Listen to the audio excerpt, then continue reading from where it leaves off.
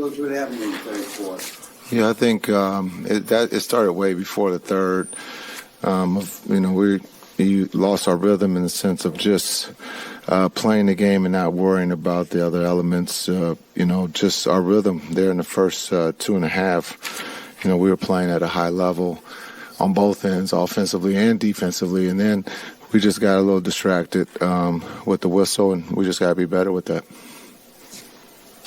What happened on the play with 15 seconds left where Luka tried to save it? It wasn't out of bounds. What did you see on that play? Yeah, that's a good question. You got to ask Luka. Kai threw it in, and I don't know if he was thinking that he couldn't go in the backcourt or whatever, but that's a good question. You got to ask Luka. I think he thought the ball was touched, so he had to save it, but he could have gone in the backcourt with it.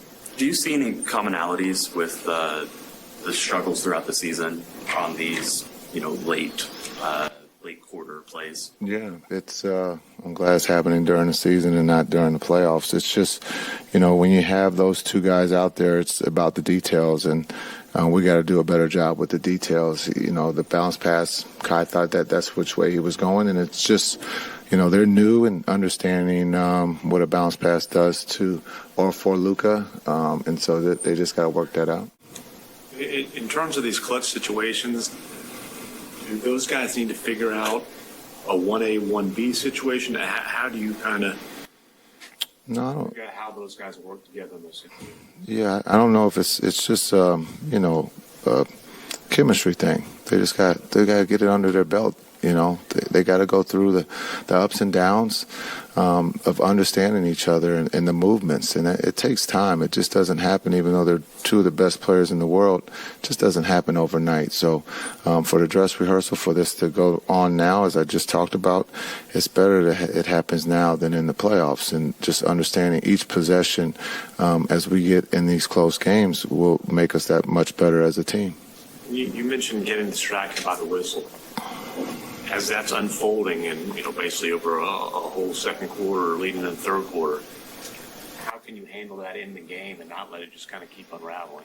Yeah, I think it's just, our maturity, just understanding what we have to do at that time. Just focus on that play, can't get distracted with the whistle, and just keep playing. It just happens that way. Look, we've seen a lot of basketball games when you have big leads.